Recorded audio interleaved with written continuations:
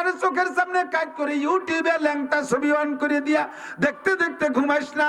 তোর ঘুমটা যদি ওই হালাতে হয়, তামুতুনা কামা তাহয়াউন ওয়া তুহশারুনা কামা তামুতুন, তোমার জীবনটা যেমন চলতেছে ওই হালাতে তোমার মরণ হবে। ওয়া তুহশারুনা কামা তামুতুন, যেমন তোমার মরণ হলো হাসরের মাঠে উঠবা তুমি ওইভাবে। ফেসবুক দেখতে দেখতে উঠবা, ইউটিউব দেখতে দেখতে উঠবা, ল্যাংটা ছবি দেখতে দেখতে উঠবা। যেই সময় হাজারো মানুষ কোরআন পড়তে পড়তে উঠবে, জিকির করতে করতে উঠবে, আমরা যারা মরণের সময় কলেমা নসিব হবে, কিয়ামতের ময়দানে কলেমা পড়তে পড়তে উঠবো। কন্যা সুবহানাল্লাহ। আমি বলি না, বিশ্ব নবী বলেছেন, আল্লাহর নবী বলেন তামুতুনা কামা তাহয়াউন ওয়া তুহশারুনা কামা তামুতুন। এবার নবী বলেন মান কানা আখিরু কালামিহি লা ইলাহা ইল্লাল্লাহ। একটু পড়ে ফেলেন, মান কানা আখিরু কালামিহি লা ইলাহা ইল্লাল্লাহ মুহাম্মাদুর রাসূলুল্লাহ দাখালাল জান্নাহ। জীবনের শেষ কলেমাটা হবে লা ইলাহা ইল্লাল্লাহ। ওই লোকটা যেন বেহেশতে চলিয়াই গেল। বেহেশতে তার এই সময় যাব না, যাব তো হাসরের মাঠে। তাহলে তার মানে বেহেশতে চলিয়াই গেল। এর মানে কি? ওর জন্য বেহেশতে ওয়াজিব হয়ে গেছে। কতক্ষণ? আরে আমাদের দেশে এদিক থেকে মিসাল দিলি বুঝতে সহজ হয়। চেয়ারম্যান দুইজন প্রার্থী দাঁড়াইছে। একজন নির্বাচনে দাঁড়াইয়া একটা বড় মিছিল হয় না, আগে কত বড় মিছিল, ইদানিং কয় শো ডাউন। শো ডাউন মানে শো দিয়ে ডাউনে শুয়ে পড়তে হয়। এই শো ডাউনই বেরোইছে, এক চেয়ারম্যান ঘুরিয়ে আইছে, শো ডাউন দিয়ে ডাউনে শুয়েই পড়ছে। 5 জন নিয়ে গেছে, ঘুরতে ঘুরতে 5 জনের তে 2 জন পলায় চলে গেছে কোন পাশ দিয়ে, আর একটাও বাড়ে নাই। আর আরেকজন লোক নিয়ে বেরোইছে বাড়িতে, চেয়ারম্যান সাহেব সামনে সামনে পুরো ইউনিয়ন ঘুরিয়ে দেখতে চেয়ারম্যান বাড়ি চলে এসেছে। লাস্টের মানুষগুলো বাড়ির থেকে এখনো বাড়ি ছাড়তে পারে নাই, তারাও ঘুরিয়ে আসবে। তাহলে 2 চেয়ারম্যানের এই অবস্থা, শো ডাউন দিয়ে কি বোঝা যায়? যার এত লোক তারে বলা যায় কি, তারে কয় যে তুমি চেয়ারম্যান হয়েই গেছো, তুমি চেয়ারম্যান হয়েই গেছে। আরো 5 জন নিয়ে ঘুরিয়ে আইছে, তার 2 জন পথে তারাই গেছে। তাহলে উনি ফেল করিয়ে ফেলাইছে। কতক্ষণ? আল্লাহর নবী বলেন, যার মরার কালে কলেমা নসিব হলো, তুমি বেহেশতে চলিয়াই গেছো। তুমি বেহেশতে জবানে কলেমা পড়তে পড়তে মরছো, কিয়ামতের ময়দানে উঠবা লা ইলাহা ইল্লাল্লাহ, লা ইলাহা ইল্লাল্লাহ, লা ইলাহা ইল্লাল্লাহ, লা ইলাহা ইল্লাল্লাহ, লা ইলাহা ইল্লাল্লাহ, লা ইলাহা ইল্লাল্লাহ। দুনিয়ার কাজ করো ফাঁকে ফাঁকে পড়ো লা ইলাহা ইল্লাল্লাহ, লেখতিছো ফাঁকে ফাঁকে পড়ো লা ইলাহা ইল্লাল্লাহ। কারণ না জানি কোন কলমের পর আমার মরণ হয়ে যায়, না জানি কোন ধান কাটার পরে আমার মরণ হয়ে যায়, না জানি কোন পেঁয়াজটা লাগানোর পরে আমার মরণ হয়ে যায়। ও মহিলা, না জানি আমি কোন কোন তরকারিটা কোটার পর আমার মরণ হয়ে যায়। ফাঁকে ফাঁকে একটু পড়তে হবে লা ইলাহা ইল্লাল্লাহ, লা ইলাহা ইল্লাল্লাহ, লা ইলাহা ইল্লাল্লাহ, লা ইলাহা ইল্লাল্লাহ, লা ইলাহা ইল্লাল্লাহু মুহাম্মাদুর রাসূলুল্লাহ। গত বছর আমাদের গোপালগঞ্জের ইসলামপুর ভবানীপুর মাদ্রাসা ইসলামী ইসমাইল কাতারি সাহেবদের মাদ্রাসায় মাওলানা আব্দুল মালিক সাহেব হুজুর দাওয়াত বরকাতুল আলিয়া আসলেন। আমরা সমস্ত ওলামায়ে কেরামুনার ছাত্র, আমাদের গোপালগঞ্জ এবং ফরিদপুরের এই অঞ্চলের সমস্ত বড় বড় আলেম ওলামা বসা। উনি ক্লাস পড়াই, একটা ক্লাস করাইতেছেন, হাদিসের একটা ক্লাস করাইলেন, বুখারী শরীফের একটা ক্লাস। যে জায়গা আমাদের এই বেল্টের মুরব্বী মকলে সব আলেম ওলামা বসা, উনি পড়াইতেছেন হাদিস। আমাদের ওদিক সে আসবেন নেতারা আইসে পাবান ইনশাআল্লাহ, আসতেছে ইনশাআল্লাহ আমার দিক থেকে। আল্লাহ দাওয়াত দিচ্ছি, ভাইজানরা আসেন ওখানে বসেন ইনশাআল্লাহ। তো উনি পড়াইতেছে হাদিস, তার ফাঁকে ফাঁকেও দেখি আল্লাহর বান্দা পড়তেছে আস্তাগফিরুল্লাহ লা ইলাহা ইল্লাল্লাহ, আস্তাগফিরুল্লাহ লা ইলাহা ইল্লাল্লাহ। আমি বুঝতে পারিনি যে ইয়ে করে, তখন টের পাইলাম আরে আস্তাগফিরুল্লাহ কই আল্লাহর কাছে ক্ষমা চাইলাম, বিগত গুনাহ মাফ। আর লা ইলাহা ইল্লাল্লাহ পড়ে আমি রেডি থাকলাম, এখনই মরণ হলে সমস্যা। তাহলে আমার এনি টাইম রেডি থাকতে হবে দুইটা কথা কইয়া, আস্তাগফিরুল্লাহ কয়ে পিছনের গুনাহ থেকে মাপ চা থাকতে হবে, লা ইলাহা ইল্লাল্লাহ বলে মরণের জন্য রেডি থাকতে হবে। কতক্ষণ হাদিস পড়াই, কোরআন পড়াই, ফাঁকে ফাঁকে বলতে হবে আস্তাগফিরুল্লাহ লা ইলাহা ইল্লাল্লাহ। আরে ধান কাটি পাট কাটি আস্তাগফিরুল্লাহ লা ইলাহা ইল্লাল্লাহ। ভোট চাই নির্বাচন করি আস্তাগফিরুল্লাহ লা ইলাহা ইল্লাল্লাহ। কতক্ষণ না কেন যে কাজ করবো ফাঁকে ফাঁকে আস্তাগফিরুল্লাহ লা ইলাহা ইল্লাল্লাহ লা ইলাহা ইল্লাল্লাহ। এবার ডাইন কাতে বিছানায় শুইয়া আপনার ফিগারটা বানাইছেন মুহাম্মাদি ফিগার, মনে আছে নাকি? কি বানাইছেন?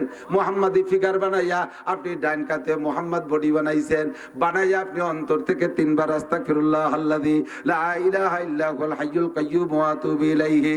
এরপরে একটা দোয়া পড়বেন, লা হাওলা, পড়েন লা হাওলা ওয়ালা কুওয়াতা ইল্লা বিল্লাহিল আলিয়্যিল আযীম। এর মানে কি? কোনো আশ্রয় নাই, কোনো ক্ষমতা নাই, কোনো আশ্রয় নাই, কোনো ক্ষমতা নাই, একমাত্র আল্লাহ আলিয়্যুল আযীমের কাছে ছাড়া। কতক্ষণ ঠিক না? এই বলে নিজেকে নিজে আত্মসমর্পণ কইরা সারেন্ডার করে আল্লাহর কাছে সুপর্দ করে দিয়ে আপনি এবার পারলে একটা দুরূদ শরীফ পড়বেন, পারলে 40 বার, না পারলে কমপক্ষে 3 বার পড়েন। ইনশাআল্লাহ যে সিস্টেমে বলে দিচ্ছি এই সিস্টেমে আপনি যদি রাত কাটান, এমন করে 40টা রাত যদি আপনি অতিবাহিত করতে পারেন, সর্বোচ্চ 40 রাতের ভিতরে আপনি 40 রাতের যে কোনো একটা রাত্রে বিশ্বনবী মুহাম্মদুর রাসূলুল্লাহ সাল্লাল্লাহু আলাইহি ওয়াসাল্লামকে স্বপ্নে দেখতে পারবেন। বডি বানাইছেন মুহাম্মাদি বডি, আর দুরুদও পড়ছেন নবীকে স্বপ্নে দেখার দুরুদ। আল্লাহর নবী বলেন যেই ব্যক্তি রাত্রে অন্তর থেকে তওবা কইরা সুন্নতি তরিকায় সুন্নতি বিছানায় শুইয়া, নারী হোক আর পুরুষ হোক, এইভাবে যদি এই দুরুদ শরীফটা যদি পড়ে, রাআনি ফিল মানাম, ও আমারে স্বপ্নে দেখতে পারবে, ও আমারে স্বপ্নে দেখতে পারবে। সাহাবায়ে কেরাম বলেন হুজুর আপনারে স্বপ্নে দেখে লাভ কি? আল্লাহর নবী বলেন আরে আমারে স্বপ্নে দেখে লাভ হলো মান রাআনি ফিল মানাম রাআনি ইয়াউমাল কিয়ামা, যে আমারে দুনিয়ায় স্বপ্নে দেখবে সে আমারে কিয়ামতের ময়দানে সরাসরি দেখতে পারবে। হুজুরকে দুনিয়া আপনারে দেখলাম না, হাসরের মাঠে আপনারে দেখে লাভ কি?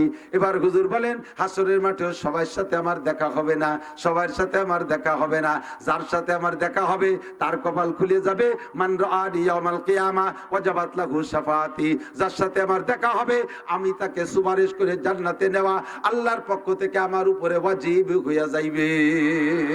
আমারে দেখলে স্বপ্নে দেখলেও লাভ। আরে ভাই আমার নবী এমন নবী যে নবীরে স্বপ্নে দেখলেও, ভারতের শিব শক্তি নাম 70 লক্ষ হিন্দুদের দেবতা ছিল। তৎকালীন মুরব্বী যারা মাঠে ময়দানে বসতেন সাক্ষী দিতে পারবেন। ওনার নাম পরবর্তী নাম হলো ইসলামুল হক। বাংলাদেশে এসে অনেক মাহফিলে অংশগ্রহণ করতেন, অনেক মাহফিলও করতেন। ইসলামুল হক ফ্যামিলিতে 4 সদস্য, যোগ্য 2টা ছেলে মেয়ে, বিশ্ববিদ্যালয়ে পড়ে। আবার উনিও বড় নিজেও বহুত বড় জেনারেল পণ্ডিত মানুষ, হিন্দু ধর্মের একেবারে পুরো ভারতের ভিতরে শীর্ষ 2-3 জনের একজন ছিলেন। আল্লাহু আকবার। ওনার স্ত্রীও তো এত বড় পণ্ডিতের স্ত্রী তো মূর্খ না, পুরো ফ্যামিলি জেনারেল উচ্চ শিক্ষায় শিক্ষিত। দুনিয়ার মানুষে ভারতের হিন্দুরা ওনাকে আকাশচুম্বী শ্রদ্ধা করত, লক্ষ লক্ষ কোটি কোটি টাকা হাদিয়া দিত।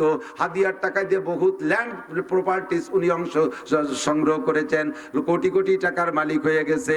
হিন্দু ভদ্রলোক সকালবেলা ঘুম থেকে উঠলে হাজার হাজার হিন্দুরা এসে পায়ের উপরে পইরা সিজদা দেয়, মহিলারা এসে উলুধ্বনি দেয়, আগাগোড়া দুধ পানিতে ভিজাই ফেলায়, দেশের যত দামি খাবার সব খাওয়ায়। হঠাৎ করে এক রাত্রে স্বপ্নে দেখে 4 জনেই একই স্বপ্ন দেখছেন। সকালবেলা ঘুম থেকে উঠা প্রত্যেকের চেহারা পরিবর্তন হয়ে গেছে। গতকালকে উঠে যেমন ছিল আজকে উঠে তেমন না, কেমন যেন ঢালুমালু করে, মুখখান সবার মলিন মলিন ভাব, মলিনের ভিতর দিয়ে একটা ভিন্ন রকম নূর চমকাইতেছে। এবার ইসলামুল হক সাহেব শিব শক্তি যার নাম, সে তার স্ত্রীকে বলতেছে কি ব্যাপার তোমার চেহারা আজকে গতকালকে থেকে ব্যতিক্রম কেন? সেও বলতেছে আপনারা তো আলাদা রকম দেখা যাচ্ছে। ছেলে মেয়েদের দুটো উঠে আসার পরে প্রত্যেকের ভিন্ন রকম। এবার উনি স্ত্রীকে আলাদা ডাইকে নিয়ে বলে আরে আমি তো আজকে রাত্রে স্বপ্নে দেখি সুন্দর একটা চেহারা, অমন চেহারা জগতে কোনোদিন কোনো মানুষ দেখে না। কিসের পূর্ণিমার চাঁদ, কিসের আকাশের সূর্য, এমন চেহারা কেউ কোনোদিন দেখে নাই, কোন মা এমন সন্তান জন্ম দেয় নাই, লাম তালিদিন নিসাউ, কোন মহিলা এমন সন্তান জন্ম দেয় নাই বলে আমার বিশ্বাস। এমন একটা মহাপুরুষ আসলেন, পরিমাণ মতো উঁচু, মাথার চুলগুলো তেমন সুন্দর, বাবরি চুল, দাড়িগুলো এরকম সুন্দর, মনে হয় যেন দুই একটা দাড়ি ফাঁকে ফাঁকে পাকা আছে, তার থেকে নূর চমকাইতেছে। আরে চক্ষু যুগল এমন সুন্দর, বুড়ো যুগল এমন সুন্দর, নাকটা এত সুন্দর, কোনটা আমি একটা একটা করে বর্ণনা করে শেষ করতে পারবো না। আমার হাতের সাথে মুসাফা হলো, মনে হয় যেন আমি মখমলের সাথে মুসাফা করতেছি।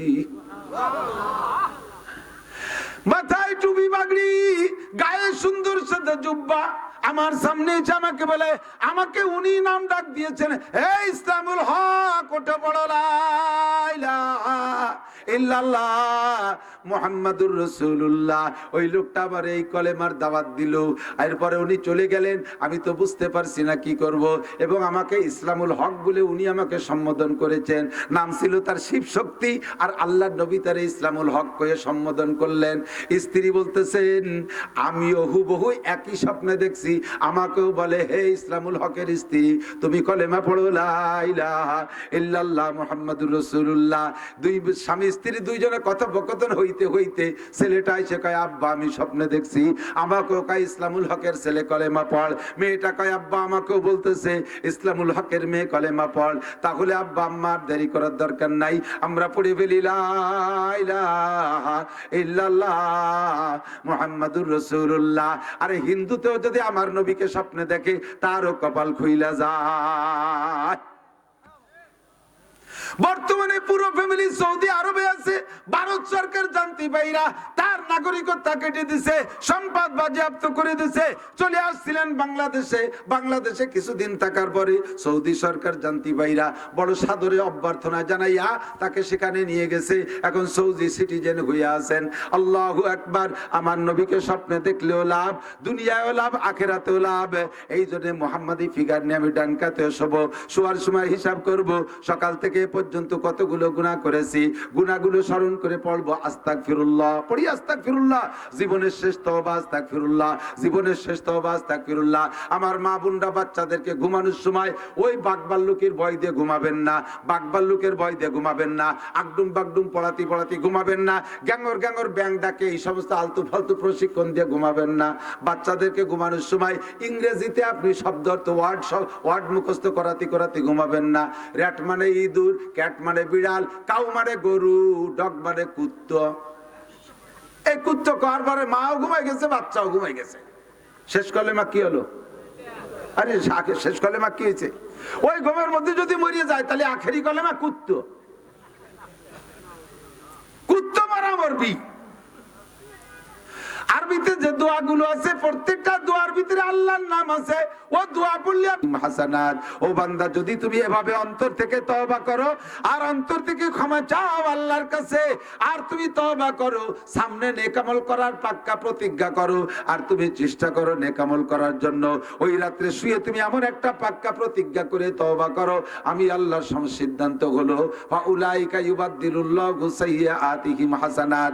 তোমার বিগত জীবনে যত গুনাহ করেছিলে সব গুনাহগুলো শুধু ক্ষমা করে দিয়ে শেষ করব না, ওই মুহূর্তে গুনাহ সংখ্যা পরিমাণ নেকি দিয়ে আমলনামা ভরপুর করে দেব।